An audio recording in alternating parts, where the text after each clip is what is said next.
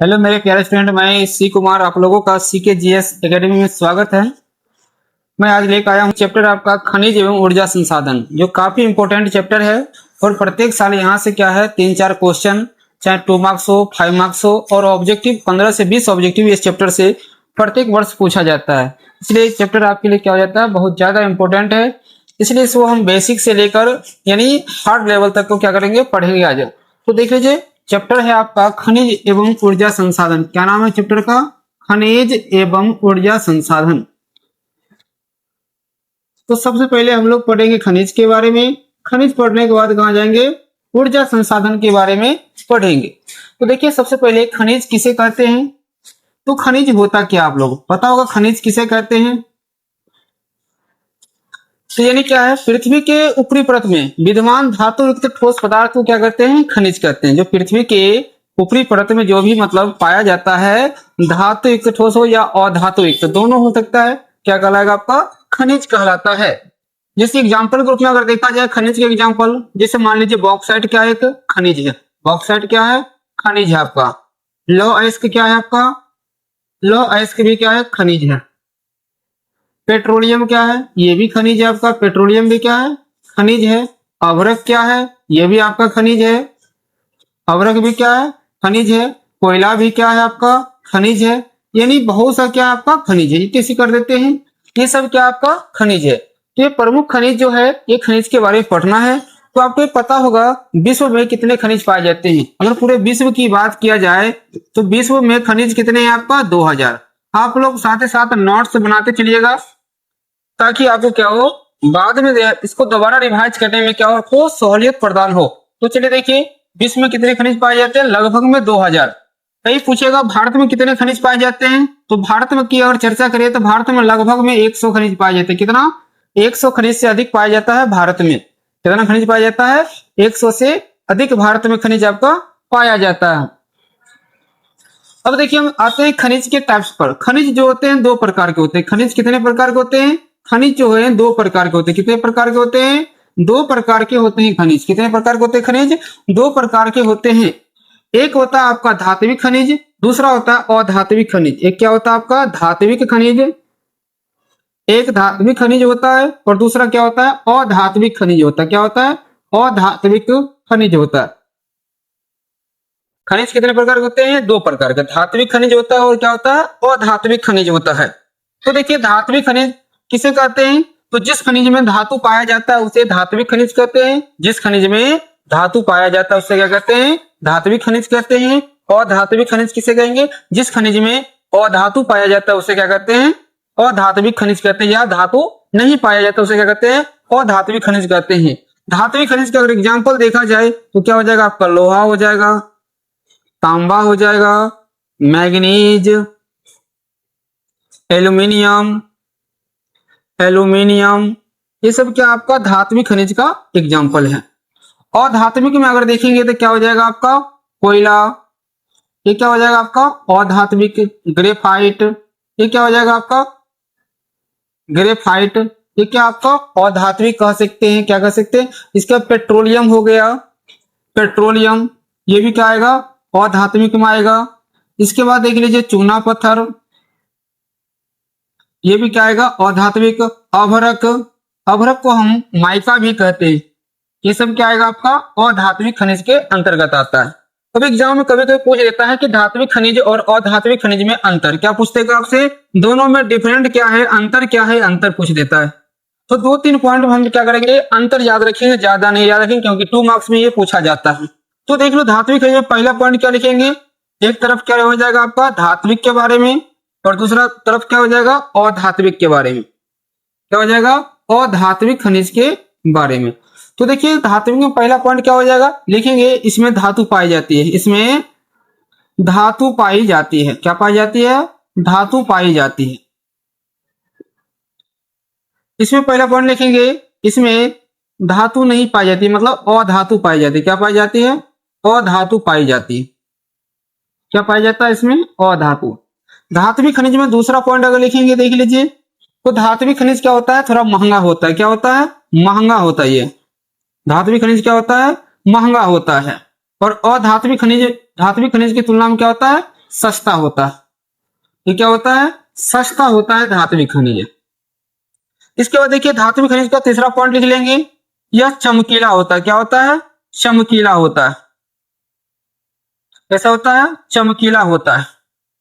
और अधात्विक खनिज का तीसरा पॉइंट में क्या अंतर लिख देंगे, यह चमकीला नहीं होता है।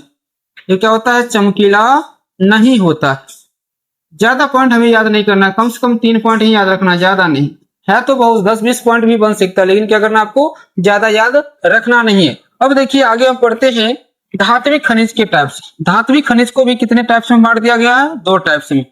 धात्विक खनिज को कितने भागों में बांट दिया गया है? 2 भागों में बांट दिया गया है। एक है आपका लौह युक्त खनिज, लौह युक्त खनिज, और दूसरा है आपका अलौह युक्त खनिज, अलौह युक्त खनिज।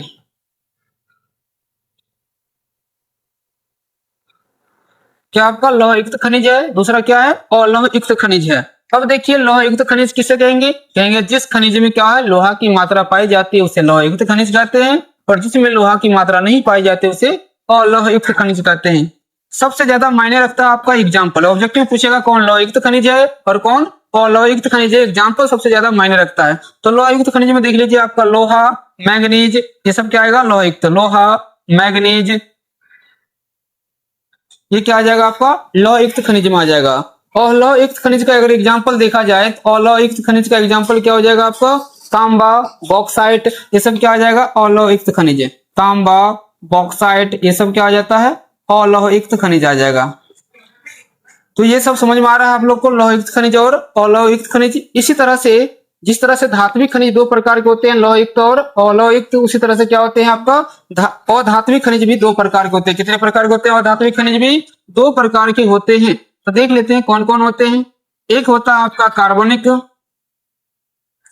कार्बनिक, दूसरा होता है अकार्बनिक।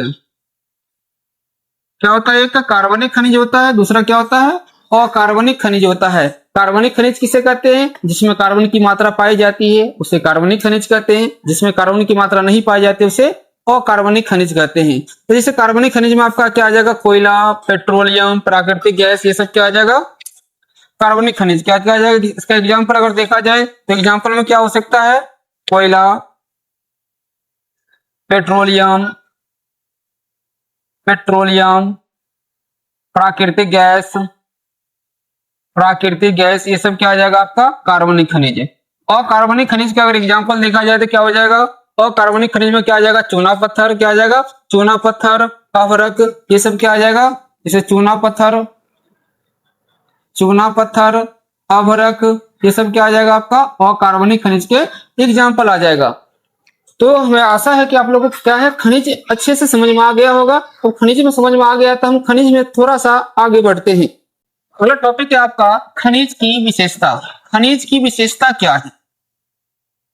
खनिज की विशेषता हमको अब देखना है, एग्जाम में क्वेश्चन पूछा जाता है खनिज की विशेषता। तो देखिए खनिज की विशेषता क्या है। सबसे पहला तो इसका असमान वितरण। क्या है? असमान वितरण है। क्या है? असमान वितरण।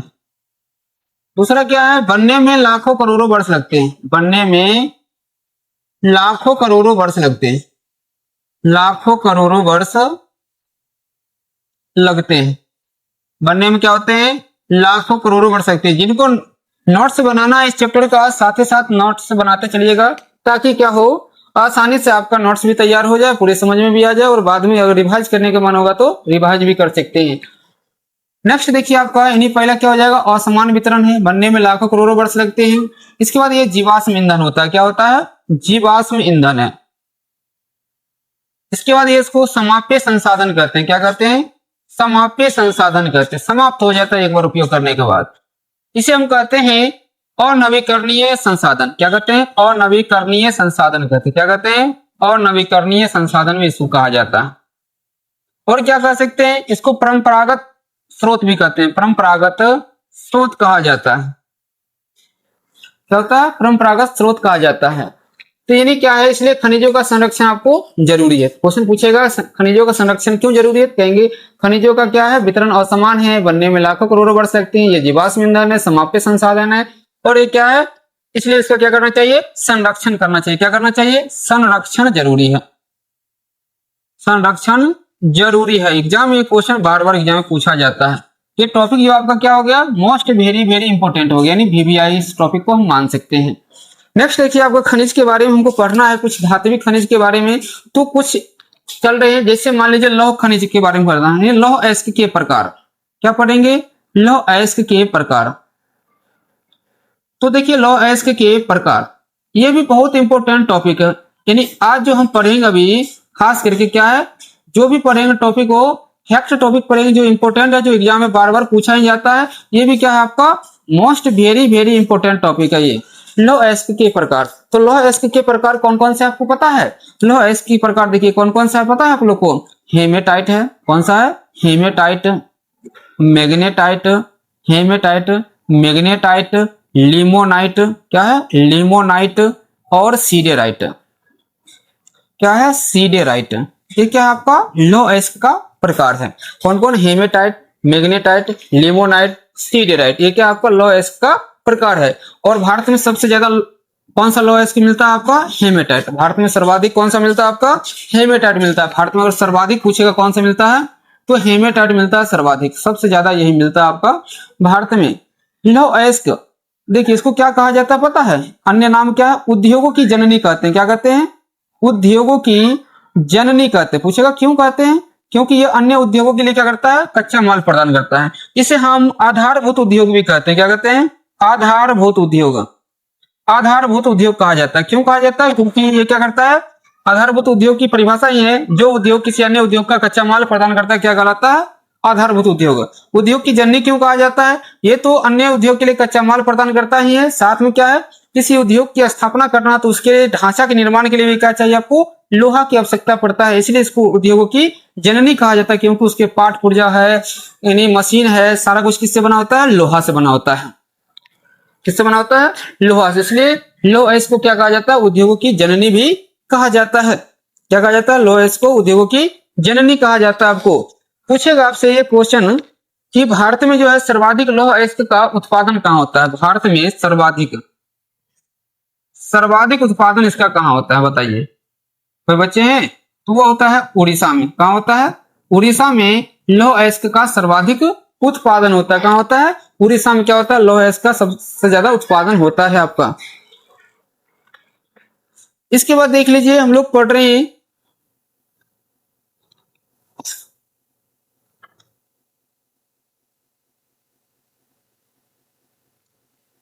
ऊर्जा संसाधन।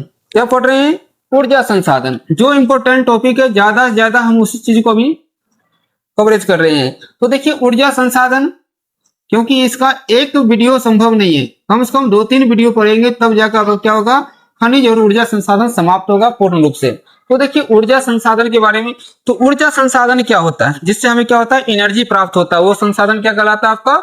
ऊर्जा संसाधन कहलाता है। ऊर्जा संसाधन कितने टाइप्स के होते हैं? 2 प्रकार के। कितने प्रकार के होते हैं?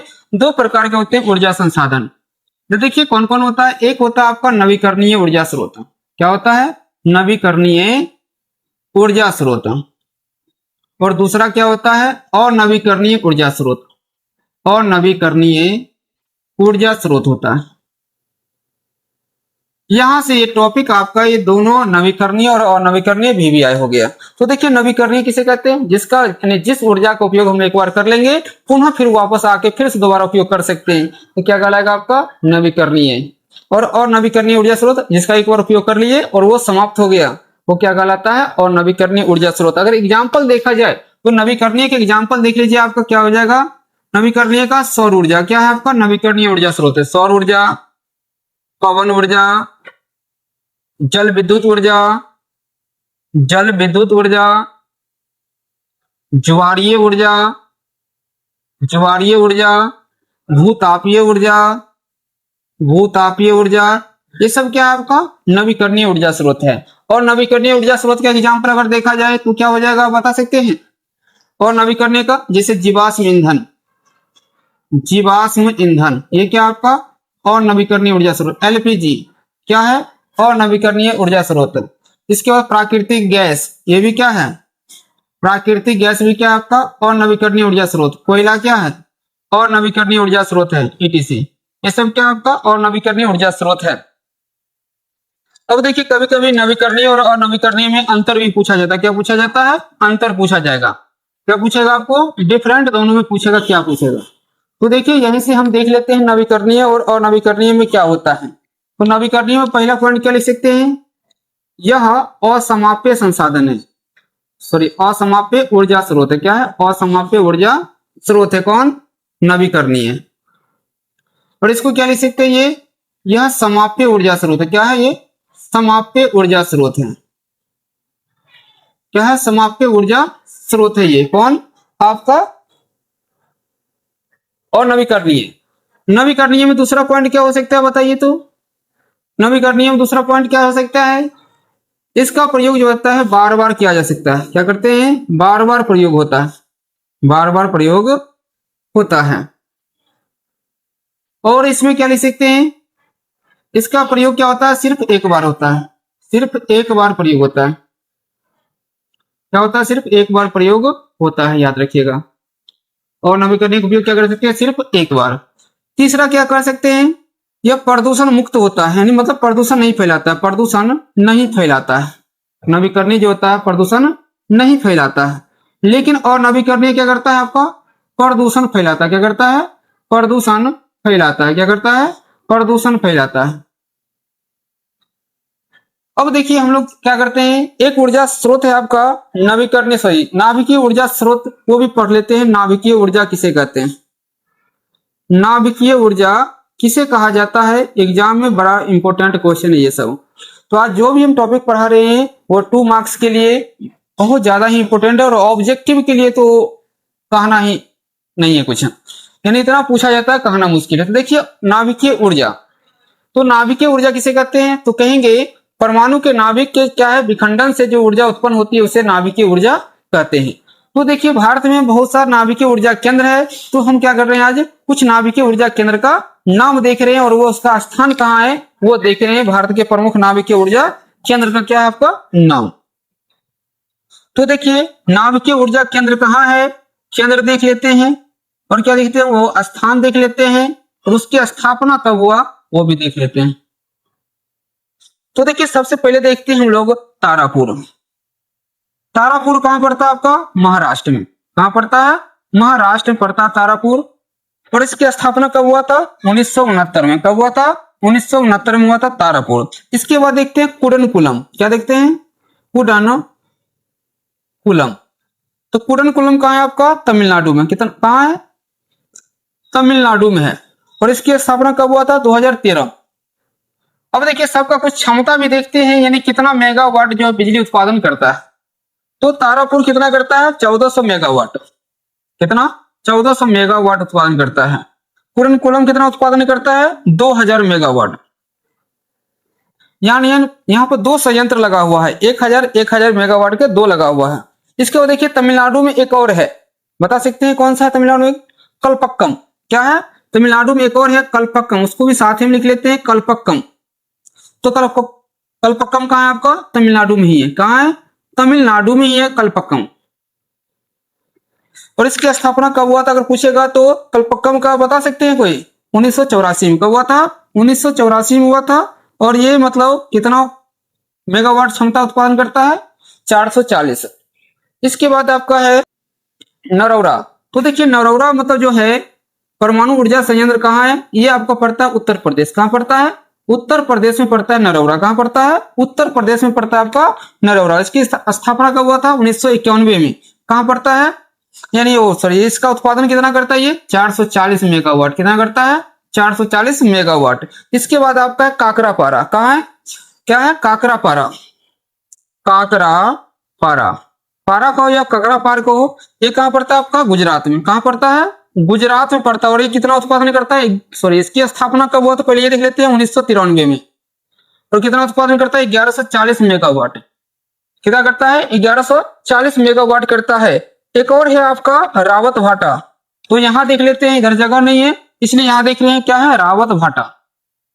रावत भाटा ये कहां पड़ता है? आप लोग जल्दी फास्ट में कमेंट में बताइए तो रावत भाटा कहां पड़ता है जल्दी में फास्ट में। तो कहां पड़ता है? राजस्थान में। कहां पड़ता है? राजस्थान में पड़ता है रावत भाटा। इसकी स्थापना अगर पूछेगा तो कब हुआ था बता सकते हैं? रावत भाटा का। तो रावत भाटा की जो स्थापना हुआ था आपको 1973 में। कितना हुआ था? 1973 में हुआ था। और कितना मेगावाट उत्पादन करता है? 1180 मेगावाट। कितना? 1180 मेगावाट का उत्पादन करता है रावत भाटा। इसके बाद एक और है आपका कैगा। क्या है? कैगा है। कैगा कहां पड़ता है बताइए? कैगा पड़ता है कर्नाटक में। कहां पड़ता है? कर्नाटक में। इसका निर्माण कब हुआ था? नहीं बताइए तो। उत्पादन कब से स्टार्ट किया? ये 2000 से। कब से? 2000 से। और कितना करता है? 880 मेगावाट। कितना? 880 मेगावाट का उत्पादन करता है। तो कोई भी एग्जाम हो, इस प्रत्येक एग्जाम में एक क्वेश्चन पूछा ही जाता है, यानी कौन सा मतलब नाभिकीय ऊर्जा केंद्र कहाँ है? इसको नाभिकीय ऊर्जा केंद्र कह सकते हैं या परमाणु ऊर्जा केंद्र कह सकते हैं। और ये है कहाँ? यानी कहाँ? तारापुर का है आपका महाराष्ट्र में, कुरनकुलम तमिलनाडु में, कलपक्कम तमिलनाडु में, नरौरा उत्तर प्रदेश में, काकरापड़ा गुजरात में, रावत भाटा राजस्थान में, कैगा कर्नाटक में। क्या इस तरह से क्या करना है आपको? याद रखना है इसे। चलिए बिहार में क्या है? एक भी आपका नाभिकीय ऊर्जा संयंत्र नहीं है, लेकिन एगो लगाया जाना है, मतलब प्रस्ताव पारित है, लेकिन वो अभी चालू नहीं हुआ है, मतलब अभी बनना भी शुरुआत नहीं हुआ। कब होगा कहना मुश्किल है। लेकिन बिहार में क्या है? तापीय विद्युत संयंत्र है।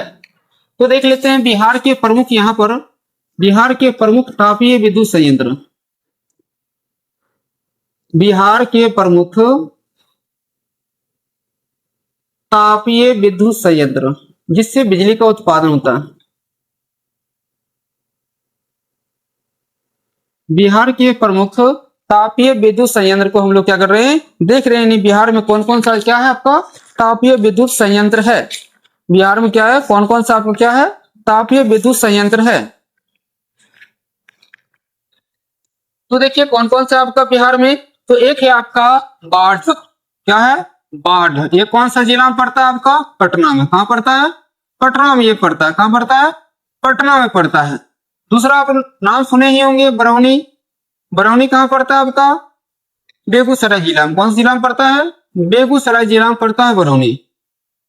तीसरा अगर देखा जाए कांटी। कांटी कहां पड़ेगा बताइए? जल्दी कमेंट में बताइए आप लोग फास्ट में।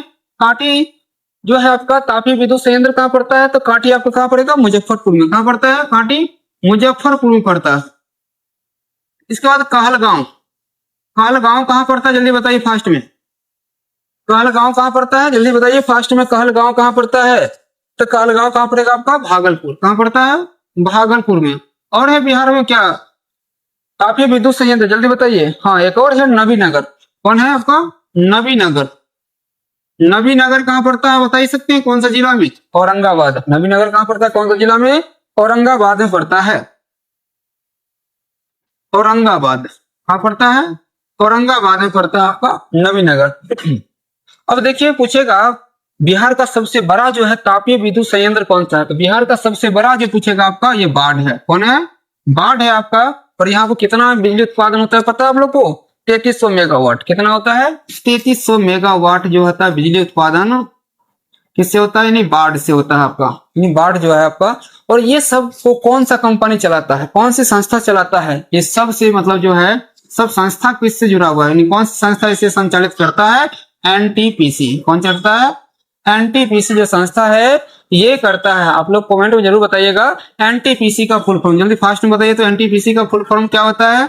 एग्जाम में भी पूछा जाता है एनटीपीसी का फुल फॉर्म। जल्दी बताइए। तो ये क्या था आपका? संक्षेप में ऊर्जा संसाधन और खनिज के बारे में क्या था आपका? ये टॉपिक था। अब नेक्स्ट टॉपिक में जो आएगा आपका, जैसे मान लीजिए लौह अयस्क का भंडार जो है कहां पर है, कितना है, कौन कौन से क्षेत्र में, इस तरह से खनिज के बारे में पढ़ेंगे, प्रमुख खनिज पढ़ेंगे, प्रमुख ऊर्जा संसाधन पढ़ेंगे। नेक्स्ट वीडियो आपको हम लेकर आएंगे। अगर ये वीडियो अच्छा लगता होगा तो इसको लाइक शेयर और कमेंट जरूर कीजिएगा। धन्यवाद।